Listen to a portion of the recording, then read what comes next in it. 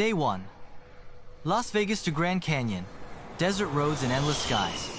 The sun rose over the shimmering Nevada desert as Mark and Ella stepped out of McCarran International Airport into the dry summer heat of Las Vegas. Their rental Cara silver SUV, with great AC and panoramic sunroof, waited curbside. Mark adjusted his cap and grinned. Ready for the open road? Ella nodded, her eyes sparkling behind her sunglasses. Let's make memories. They set off eastward toward the Grand Canyon, a playlist of classic road trip songs playing in the background. As miles of desert landscape unfolded, so did their excitement. Cactus fields stretched to the horizon. Rocky mesas painted in sun-faded reds and oranges. And occasional gas stations dotted the route like time capsules. 4 hours later, the grandeur of the Grand Canyon greeted them with open arms. The couple stood at Mather Point, mouths agape, as the vast chasm opened in a breathtaking palette of rust, rose, and gold. Layers of rock tell stories millions of years old. Mark couldn't stop clicking his camera while Ella scribbled impressions in her notebook. They hiked along the south rim, marveling at the winding Colorado River far below. A funny moment occurred when Mark tried to mimic a young influencer's jump pose for the camera and nearly tripped Ella, caught him mid-stumble, both bursting into laughter, echoing down the canyon walls. As twilight set in, they watched the canyon shift hues under the setting sun, the sky painted in lavender and orange. That night, they stayed at a cozy lodge nearby, sharing hot cocoa and stories on a wooden porch beneath a blanket of stars. Day 2. Hoover Dam. Marvel of man meets the power of nature. Early the next morning, Mark and Ella were on the road again, cruising toward the Hoover Dam. The journey back west was smooth, with a cool breeze slipping through the cracked window and the smell of sun-baked earth filling the air. By mid-morning, they reached the iconic structure. The Hoover Dam stood like a titan carved into the Black Canyon, its towering concrete curves both intimidating and elegant. Can you believe this was built in the 1930s? Ella whispered, awe in her voice. It looks like something out of a sci-fi movie. They joined a guided tour, descending into the depths of the power plant where massive turbines hummed with energy. Mark asked a dozen questions, marveling at the engineering feats, while Ella admired the Art Deco designs and vintage murals. As temperatures soared past 100 °F outside, they sought shade under the dam's massive shadow, sipping icy lemonade from a local food truck.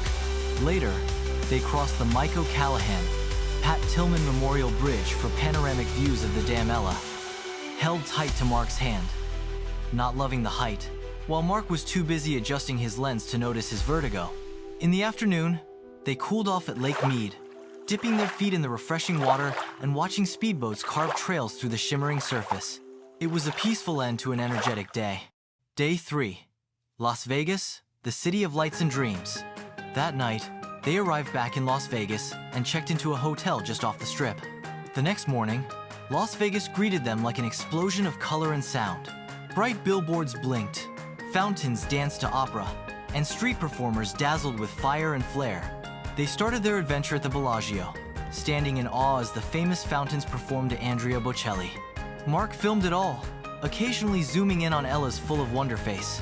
Inside, they admired the Chihuly glass ceiling and floral conservatory. Ella snapped dozens of photos of the flower dragons and giant butterflies.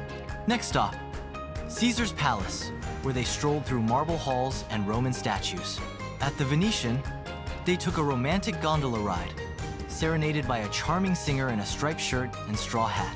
Ella hummed along while Mark grinned, feeling like they'd been whisked to Italy. They had lunch at Gordon Ramsay's Hell's Kitchen, where Mark declared the beef Wellington life-changing. Later, they indulged in milkshakes the size of their heads at Black Tap inside the Venetian. At night, they ascended the high roller observation wheel, taking in the glowing cityscape. "Look at all this," Mark said, arms outstretched. We're just tiny specks in the middle of something extraordinary. Ella leaned her head on his shoulder, smiling softly. And I wouldn't be anywhere else. Day 4. Neon dreams and saying goodbye. On their final day, Mark and Ella explored Fremont Street, the original Vegas. Street musicians jammed while tourists gawked at the canopy light show overhead. Mark tried his luck on a vintage slot machine while Ella browsed art at the Container Park. They even danced a little to a jazz band playing under the lights. They visited the Mob Museum, chuckling at the old crime stories and mugshots. Imagine if we were Vegas criminals, Mark teased. I'd be the brains, you'd be the muscle. Ella raised an eyebrow. You'd be the one caught first, she quipped. As the afternoon heat mellowed into a golden evening, they had their last dinner at the top of the world restaurant at the Stratosphere, slowly revolving high above the city. Below, Las Vegas glittered like a field of stars.